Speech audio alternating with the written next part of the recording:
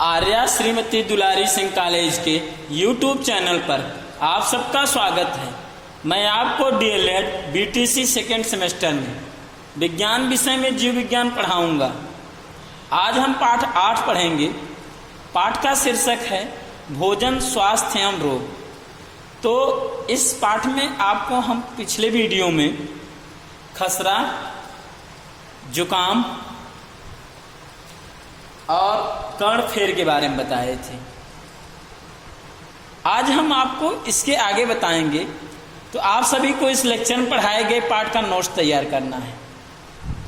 तो आज हम आपको जो है कुछ संक्रामक रोग में जैसे कि बताएंगे, कुकर खांसी के बारे में बताएंगे और कंठ रोहणी यानी डिप्थीरिया के बारे में और इन्फ्लुएंजा के बारे में बताएंगे।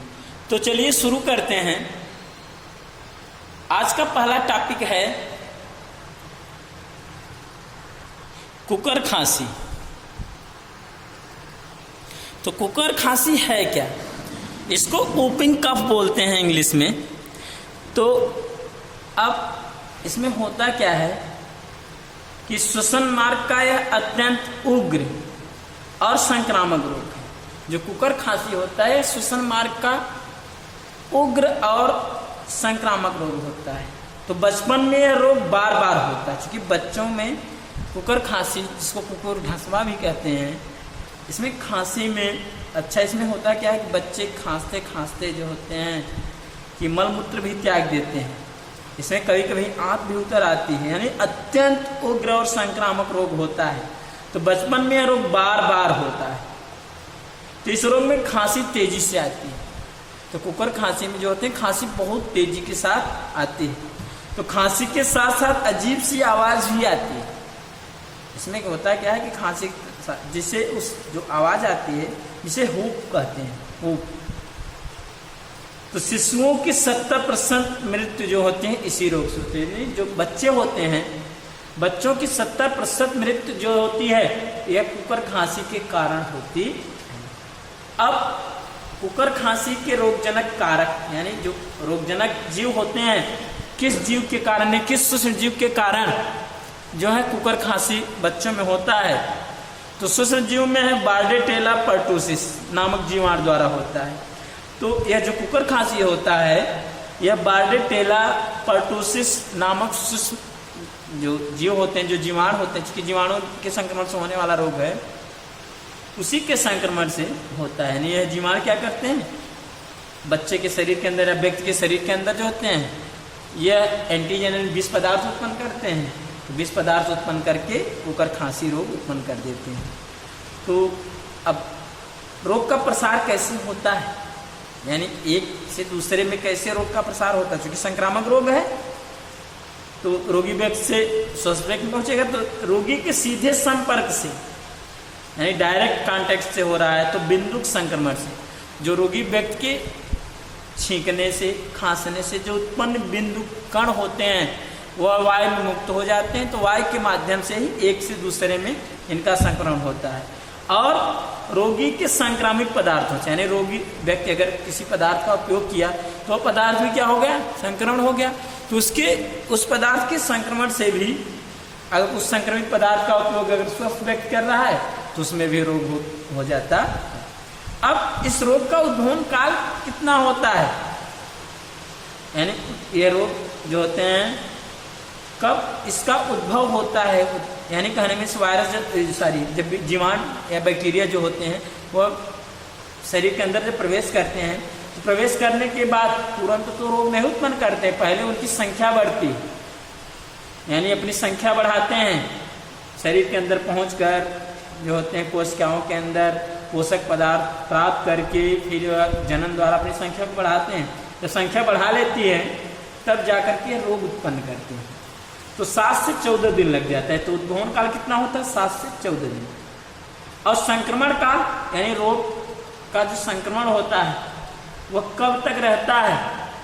तो खांसी प्रारंभ होने से 1 सप्ताह पहले से 3 सप्ताह बाद तक इस रोग की संक्रमण की अवधि होती है। यानी रोग प्रारंभ जो हो रहा है उसके से 1 सप्ताह पहले से 3 सप्ताह बाद तक जो है कुकर खांसी के संक्रमण का अवधि होता है। अब इस रोग के लक्षण की बात करते हैं। इस रोग में क्या लक्षण प्रदर्शित होते हैं बच्चे में? तो प्रारंभिक अवस्था में जुकाम व गले में दर्द होता है। इस जो कुकर खांसी होता है, इस रोग की जो प्रारंभिक स्टेज होती है, यानी प्राइमरी स्टेज जो होती है, उसमें होता क्या है कि गले में दर्द होता है, यानी जुकाम रहेगा, गले में दर्द रहता है। तत्पश्चात फिर खांसी हो जाती है। फिर इसके बाद जो होती है खांसी उत्पन्न होती है। हल्का ज्वर भी हो जाता है, और इसमें हल्का ज्वर भी रहता है। जुकाम खांसी तेज हो जाती है। फिर इसके बाद क्या होता है, जो जुकाम रहता है वह भी तेज हो जाती है और खांसी भी तेज हो जाती है। फिर नाक और आँख से पानी भी बहने लगता है। नाक से भी पानी निकलता है, आँख से भी पानी निकलने लगता है। और खांसी फिर धीरे धीरे क्या होती है, उग्र रूप धारण कर लेती है और खांसी के तीव्र दौरे होने लगते हैं। तो बच्चे में जो होते हैं तीव्र दौरा होने लगता है, यानी सोते वक्त में भी उसमें खांसी आ जाती है, तो दौरे जो होते हैं तीव्र हो जाते हैं। फिर इसके बाद क्या होता है, जो रात में खांसी जो होती है वह जोर जोर से और जल्दी जल्दी अधिक देर तक चलती है। तो हमने आप बताया कि खांसी तो रूप धारण कर ली, अब खांसी के तीव्र दौरे होने लगे। तो फिर होता क्या है कि रात में जो होते हैं खांसी जोर जोर से और जल्दी जल्दी अधिक देर तक चलती है। रात के समय जो होते हैं खांसी जो होते हैं जोर जोर से चलती है और जल्दी जल्दी और काफ़ी टाइम तक चलती है। तो खांसते खांसते क्या होता है कि मुंह लाल हो जाते हैं, सिर व चेहरे की नसें फूल जाती हैं, यानी कंडीशन बहुत बैड हो जा रहा है कि खांसते खांसते जो होते हैं मुंह लाल हो जाएगा और सिर व चेहरे की नसें भी क्या होती हैं, फूल जाती हैं और उल्टी भी हो जाती है। तो अब आगे की बात क्या होती है कि खांसी के बाद बहुत अधिक शारीरिक कमजोरी हो जाती है। तो जो कुकर खांसी में होता है, खांसी तो होती है, उग्र खांसी होती है, काफ़ी तेज होती है। तो इसमें होता क्या है कि फिर इसके बाद बहुत अधिक शारीरिक शरीर में कमजोरी उत्पन्न होती है। तो बच्चे जो होते हैं खांसते खांसते मलमूत्र त्याग भी दे देते, कभी कभी तो आँख भी उतर आती है। यह तो जो होगा यह कुकर खांसी के रोग के लक्षण हैं। अब इस रोग से बचाव के लिए क्या उपाय कर सकते हैं, यानी रोग न होने पाए, इसके लिए क्या उपाय किया जाए? तो रोग से बचाव के लिए करना क्या चाहिए? पहली बात तो रोगी को दूसरे बच्चों से अलग रखना चाहिए। लगभग हमने आपको जो भी संक्रामक रोग बताया उसमें बताया कि कांटेक्ट, यानी जो स्वस्थ व्यक्ति है उसको कांटेक्ट में नहीं आना चाहिए, रोगी के संग कांटेक्ट में संपर्क में है, यानी रोगी को दूसरे बच्चों से अलग रखना चाहिए। और कुकर खांसी में दूसरी बात क्या ध्यान देनी चाहिए कि ठंड से बचाव रखनी चाहिए, यानी ठंड लगने पर भी खांसी जो होते हैं वह बढ़ जाती है, क्योंकि जुकाम और खांसी जो है वह तीव्र होती है, ज्वर भी होता है, आप बताएं। तो ठंड से क्या होना चाहिए, बचाव रखना चाहिए। रोगी को भोजन तरल, हल्का और पचने वाला देना चाहिए, यानी पच जाए, नहीं तो उसको उल्टी भी हो जाती है। तो रोगी को भोजन जो होते हैं वो तरल देना चाहिए, हल्का देना चाहिए और पचने वाला देना चाहिए। रोगी के जो बलगम है वह और वमन, यानी जो वोमाइटिंग किया हुआ है, इनको क्या कर देना चाहिए, नष्ट कर देना चाहिए। तो रोगी के बलगम और वमन को नष्ट कर देना चाहिए। फिर अगली पॉइंट है रोग की अवस्था में रोगी का सभी सामान अलग कर देना चाहिए। अगर मान लीजिए रोगी बच्चा है या व्यक्ति है, उस समय क्या करना चाहिए कि उसके सारे सामान जो होते हैं अलग, जो उपयोग करने वाला सामान है जैसे बिस्तर है, बर्तन है, उसको क्या करना चाहिए, अलग कर देना चाहिए। रोगी से दूर से बात करनी चाहिए, क्योंकि तो ये रोग कैसे होता है, वायु में मुक्त सूक्ष्म बिंदु कणों से। रोगी व्यक्ति के जो सूक्ष्म बिंदु कण होते हैं, छींक वगैरह या खांसी से जो बिंदु कण होते हैं उनसे, क्योंकि स्वस्थ व्यक्ति में होता है, तो रोगी से दूर से बात करनी चाहिए। रोग ठीक होने पर रोगी के वस्त्रों को अच्छी तरह भी संक्रमित कर देना चाहिए। अगर जो रोग ठीक हो गया तो जो रोगी व्यक्ति है, क्योंकि उसके जो जीवाणु होते हैं उसके द्वारा उपयोग किए हुए वस्तुओं में लगे रहेंगे, तो उसको क्या कर देना चाहिए, विष संक्रमित कर देना चाहिए। रोग ठीक हो जाने के 1 सप्ताह बाद तक बच्चों को स्वस्थ बच्चे से अलग रखना चाहिए। अगर रोग ठीक भी हो गया बच्चे का, तो स्वस्थ व्यक्ति से स्वस्थ बच्चे के साथ उसको अलग रखना चाहिए। अब यह तो हो गया, हम आपको बताएं कुकर खांसी के बचाव। अब अगला है कंठ रोहिणी यानी डिप्थीरिया की बात करते हैं। यानी डिप्थीरिया रोग जो होते हैं है क्या? तो जो डिप्थीरिया रोग होती है यह एक तीव्र संक्रामक रोग है, यानी यह भी संक्रामक रोग है। तो प्रायः 5 से 10 साल तक के बच्चों का अधिक होता है। तो जो डिप्थीरिया रोग होती है 5 से 10 साल के बच्चों में ज़्यादातर होता है और शीत ऋतु में रोग अधिक होता है, यानी जो ठंडे के मौसम में यह रोग जो है अत्यधिक होता है। तो अब रोगजनक कारक की बात करते हैं कि यह रोग किस प्रकार के सूक्ष्मजीवों द्वारा होता है। तो यह चूंकि जीवाणु द्वारा होने वाला रोग है, तो कौन सा जीवाणु है? कार्निबैक्टीरियम डिप्थीरिये। तो कार्निबैक्टीरियम डिप्थीरिये के संक्रमण से होने वाला रोग है, यानी इस रोग का संक्रमण जो होते हैं, यानी ये सूक्ष्मजीव जो होते हैं यह जब एक से दूसरे व्यक्ति में पहुंचते हैं तो जाकर के डिप्थीरिया रोग उत्पन्न करते हैं। अब रोग का प्रसार कैसे होता है रोगी व्यक्ति से स्वस्थ व्यक्ति में? तो रोगी या रोगवाहक व्यक्तियों से बिंदुक संक्रमण से, वही हमने आप बताया, छींकने से, खांसने से जो मुक्त बिंदुक कण होते हैं वायु में फैल जाते हैं और उससे होते हैं। और इसके अतिरिक्त रोगी व्यक्तियों के वस्तुओं जैसे रुमाल, तौलिया, बर्तन, चाक, पेंसिल, खिलौना, थर्मामीटर आदि, यानी कहानी में जो रोगी व्यक्ति द्वारा उपयोग किए गए वस्तु हैं, तो चूंकि वह संक्रमित हो गया, तो यानी रोगी व्यक्ति के जो संक्रामक पदार्थ होते हैं उनसे भी स्वस्थ व्यक्तियों में संक्रमण होता है। अब उद्भवन काल की बात करते हैं कि यह रोग, जैसे मान लीजिए रोगी व्यक्ति के शरीर के अंदर इसके बैक्टीरिया पहुंच गए, तब फिर इसका उद्भवन काल कब होता है? तो बैक्टीरिया जाकर के शरीर के अंदर अपनी संख्या बढ़ाएंगे, जनन करते हैं, पोषण पदार्थ ग्रहण करके तेजी के साथ जनन करते हैं। तो 2 से 5 दिन में उनकी संख्या अत्यधिक हो जाती है, फिर इसके बाद रोग उत्पन्न करते हैं। तो 2 से 5 दिन इनका उद्भवन काल होता है। संक्रमण काल कितना होता है? यानी संक्रमण की अवधि जो होती है, यानी रोग की अवधि कितनी होती है? 2 से 4 सप्ताह तक, यानी 2 से 4 सप्ताह तक यह रोग होता है बच्चे के अंदर, तो इसके बाद यह ठीक हो जाता है। तो 2 से 4 सप्ताह तक इस रोग की अवधि होती है। रोग के लक्षण, यानी इस रोग में क्या लक्षण प्रदर्शित होते हैं बच्चे में? तो प्रारंभ बच्चा 1-2 दिन तक सुस्त रहता है। जिससे मान लीजिए अगर रोग उसके अंदर आ गए, डिप्थीरिया रोग हुए, कार्निबैक्टीरियम डिप्थीरिये उसके अंदर प्रवेश कर गया, तो 1-2 दिन तक तो बच्चा जो होता है स्वस्थ रहेगा। फिर सिर दर्द, वह जी मिचलाने की शिकायत करता है, फिर उसमें सिर दर्द होगा, जी मिचलाने लगेगा उसका, यह सब उसमें शिकायत आ जाएगी। फिर भोजन पर अरुचि दिखाता है, यानी भोजन करने में उसकी रुचि नहीं रहती, यानी अरुचि प्रदर्शित करता है। फिर क्या होता है कि गले में दर्द होने लगता है, कंपकपी आती है, यानी ठंड आने लगती है, और मध्यम ज्वर से इसकी शुरुआत होती है। यानी अब डिप्थीरिया रोग जो होते हैं बच्चे के अंदर प्रदर्शित होने लगते हैं। गले में टांसिल, जो गले में टांसिल होती है, तो गलांकुर, यहाँ पर टांसिल जो होती है यह एक जो होती हैं, यह एक प्रकार का मान लीजिए लसिकांग है।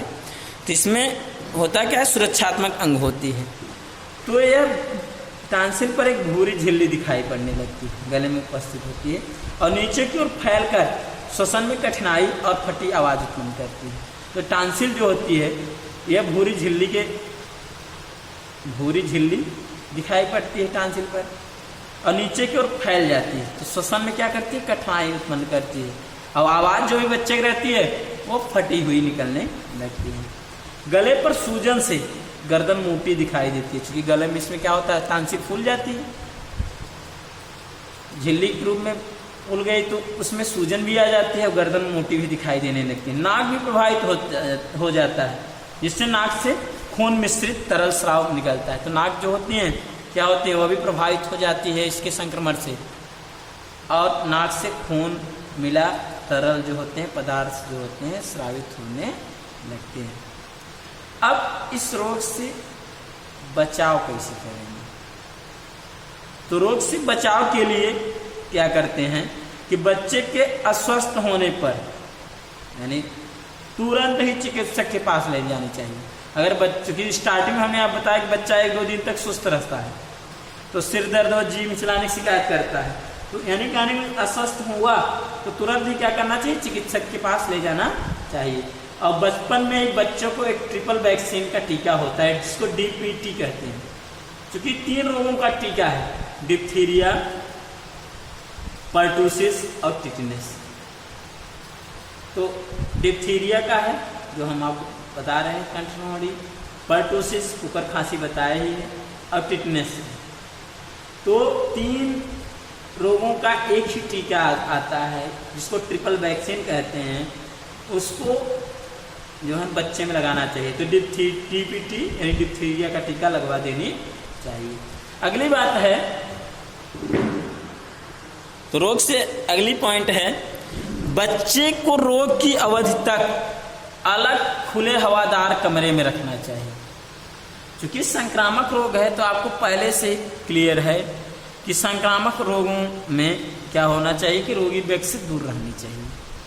तो बच्चे को जिसमें यह रोग हुआ है डिप्थीरिया, उसको क्या करना चाहिए कि रोग की अवधि तक अलग खुले हवादार कमरे में रखना चाहिए।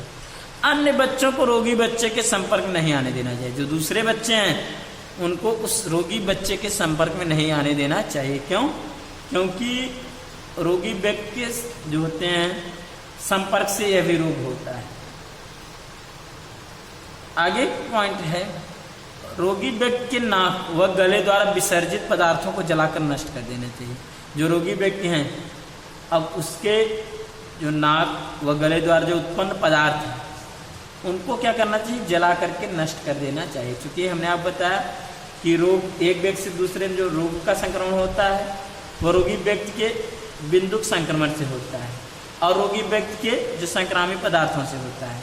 तो जो भी रोगी व्यक्ति के नाक व गले द्वारा उत्पन्न पदार्थ होते हैं, जो खराब पदार्थ हैं, उनको जला करके क्या कर देना चाहिए, नष्ट कर देना चाहिए। और जो कपड़े वगैरह हैं, जो वस्तु हैं, उनको तो बीज संक्रमित करके उपयोग में लाना चाहिए। बात करते समय, खांसते व छींकते समय रोगी व्यक्ति को मुंह पर कपड़ा ढक लेना चाहिए। जो बात करते समय क्या करना चाहिए, जो रोगी व्यक्ति है उसको खांसते व छींकते समय जो होते हैं मुंह पर कपड़ा रख लेना चाहिए। तो इससे क्या होता है, उनके द्वारा जो है स्वस्थ व्यक्ति भी संक्रमित नहीं हो पाता। रोगी के कपड़े, बर्तन, खिलौने आज सभी को रोग ठीक होने के बाद अच्छी तरह बीज संक्रमित करके प्रयोग में लाना चाहिए। तो जो रोगी व्यक्ति के कपड़े हैं, बर्तन हैं, खिलौने, जो भी सामान हैं, क्योंकि उनके उस सामान को प्रयोग करने से संक्रमित हो गए हैं, उस संक्रमित पदार्थों को क्या करना चाहिए, अच्छी तरह बीज संक्रमित करके ही प्रयोग में लाना चाहिए। अगला पॉइंट है इसमें रोग से बचाव में लास्ट पॉइंट, रोगी को हल्के गर्म जल में कोई भी कीटाणुनाशक पदार्थ डालकर गरारे करनी चाहिए। अब होना क्या चाहिए कि रोगी जो व्यक्ति होता है उसको गर्म जल में कोई भी कीटाणुनाशक पदार्थ डाल ले और उसके द्वारा क्या करना चाहिए, गरारे करनी चाहिए। तो इससे क्या होता है, बैक्टीरिया का जो इन्फेक्शन होता है वो कम हो जाता है। तो अब अगला है इन्फ्लुएंजा, यानी अगला जो संक्रामक रोग है वह इन्फ्लुएंजा है। तो यह एक तीव्र इन्फ्लुएंजा जो होता है तीव्र संक्रामक बीमारी होता है, इसको फ्लू या इन्फ्लुएंजा कहते हैं। तो यह अधिकांशतः महामारी के रूप में फैलती है। जो इन्फ्लुएंजा होती है इसमें भी क्या होते हैं, नाक से पानी बहने लगते हैं, काफ़ी नाक से पानी बहते हैं और बहते ही जाते हैं, इसलिए इसको फ्लू भी कहते हैं।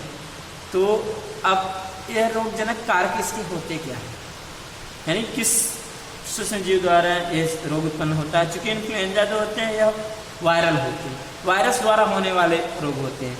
तो इसमें जो वायरस होते हैं उनको इन्फ्लुएंजा वायरस कहते हैं।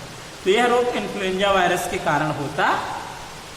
रोग का प्रसार, यानी रोगी व्यक्ति से दूसरे व्यक्ति में इसका प्रसार कैसे होता है, तो रोग का प्रसार वायु बिंदु माध्यम, यानी कहने में कि रोगी व्यक्ति के छींकने खांसने से जो मुक्त बिंदु कण होते हैं उसी मुक्त बिंदु कण से ही स्वस्थ व्यक्ति जो होते हैं वह संक्रमित होते हैं।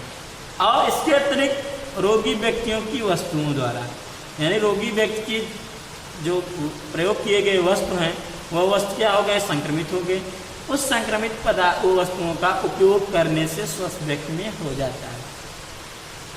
उद्भवन काल कितना होता है इसका, यानी कहने में अगर इसके वायरस शरीर के अंदर गए तो जा करके अपना प्रतिरोधन कहते हैं। फिर इसके बाद जब उनकी संख्या बढ़ जाती है तब ये जा करके क्या करते हैं, रोग उत्पन्न करते हैं। तो 24 से 72 घंटे लग जाते हैं इनके उद्भवन काल में। फिर संक्रमण काल कितना होता है, यानी रोग हुआ और रोग से समाप्ति तक की जो अवधि होती है, तो लक्षण उत्पत्ति के एक दिन पहले से एक सप्ताह बाद इसका संक्रमण काल रहता है। यानी रोग की जो संक्रमण की अवधि होती है, इस रोग के लक्षण उत्पन्न होने के एक दिन पहले से एक सप्ताह बाद तक संक्रमण काल की अवधि होती है। लक्षण में क्या होता है, रोग के लक्षण में रोगी को जुकाम, खांसी, सिर दर्द तथा संपूर्ण शरीर में दर्द रहता है। तो रोग के लक्षण में पहली पॉइंट हो गई कि रोगी को क्या होता है, जुकाम रहता है, खांसी, सिर दर्द और संपूर्ण शरीर में दर्द रहता है। इन्फ्लुएंजा में जुकाम भी रहता है, खांसी भी, सिर दर्द और संपूर्ण शरीर में दर्द। दूसरी बात, ज्वर 101 डिग्री फ़ारेनहाइट से 103 डिग्री फ़ारेनहाइट रहता है, यानी इसमें ज्वर भी रहेगा, यानी जुकाम, खांसी, सिर दर्द, ज्वर, ये सब लक्षण। और रोगी काफी शक्तिहीनता और बेचैनी का अनुभव करता है। रोगी यानी दुर्बल हो जाता है शरीर से और उसमें बेचैनी भी प्रदर्शित होने लगती है। तो कभी कभी क्या होता है, पेट में दर्द, उल्टी व दस्त भी होती है। इसमें इन्फ्लुएंजा में होता क्या है कि पेट में दर्द भी होने लगते हैं, उल्टी भी हो जाती है और पतले दस्त भी होने लगते हैं। तो ज्वर 1 से 6 दिन तक रहता है। जो फीवर इसमें रहेंगे तो लगभग 1 से 6 दिन तक चलता है। तो रोग के उग्र रूप में निमोनिया हो जाता है, यानी रोग जब अत्यधिक बढ़ गया तो बढ़ जाने पर क्या होते हैं, व्यक्ति के अंदर निमोनिया रोग प्रदर्शित होने लगते हैं। अब इस रोग से बचाव कैसे करेंगे, यानी रोग से बचाव के लिए क्या क्या उपाय किए जा सकते हैं। तो चूंकि हम इसके महामारी के रूप में फैलने का डर, हमने आपको पहले बता दिया कि यह महामारी के रूप में होने वाला रोग है, तो महामारी के रूप में फैलने का डर रहता है। अतः रोगी होने की सूचना स्वास्थ्य अधिकारी को देनी चाहिए। अगर मान लीजिए कोई व्यक्ति रोगी हुआ, इन्फ्लुएंजा से ग्रसित हुआ, तो स्वास्थ्य अधिकारी को इसकी सूचना तुरंत दे देनी चाहिए और रोग की अवधि तक रोगी की व्यवस्था अलग कर देनी चाहिए। वैसे संक्रामक रोग में तो हमने पहले ही बताया कई बार कि रोगी व्यक्ति को स्वस्थ व्यक्ति से दूर होना चाहिए, तो व्यवस्था अलग कर देनी चाहिए। रोगी की सेवा करने वाले व्यक्ति को मास्क लगा कर रहना चाहिए। जो रोगी व्यक्ति हैं उनकी जो सेवा करने वाले स्वस्थ व्यक्ति हैं, तो स्वस्थ व्यक्ति को क्या करना चाहिए, मास्क लगा करके रहना चाहिए। रोगी को खांसते और बोलते समय रुमाल का प्रयोग करना चाहिए। जब ऐसा करेगा रोगी व्यक्ति तो स्वस्थ व्यक्ति उससे, जो उसके परिवार से संबंधित जो व्यक्ति होते हैं, तो वह भी संक्रमित नहीं हो पाएंगे क्योंकि उनकी सेवा वही कर रहे हैं। और रोगी के नाक मुंह से निकले पदार्थों को कागज, कपड़े आदि पर ले जाकर जला देनी चाहिए। तो रोगी के जो नाक मुंह से निकले पदार्थ उन कागज में, कपड़े पर, इस पर ले जाकर के जला देनी चाहिए। रुमाल, तौलिया, अन्य वस्त्रों को भी उबाल कर, यानी कहने में रोगी के जो उपयोग में लाए गए रुमाल, तौलिया है या दूसरे वस्त्र हैं या बिस्तर वगैरह, उनको भी क्या करना चाहिए, उबाल करके भी संक्रमित कर देना चाहिए। और लास्ट पॉइंट इसका है रोग से बचाव में, रोग समाप्त होने पर रोगी के कमरे को भी अच्छी तरह भी संक्रमित कर देना चाहिए। तो इस प्रकार से जो है इन्फ्लुएंजा रोग से बचाव किया जा सकता है। तो आज हम आपको कुकर खांसी, डिप्थीरिया और इन्फ्लुएंजा के बारे में बताएं। आशा करते हैं आपको अच्छे से समझ में आ गया होगा और यह वीडियो आपको बहुत अच्छे से जो है पसंद आया होगा। तो अगले वीडियो में हम आपको जो है तपेदिक और हैजानिक कालरा के बारे में बताएंगे, यानी टीबी के बारे में और कालरा के बारे में बताएंगे। तब तक के लिए धन्यवाद।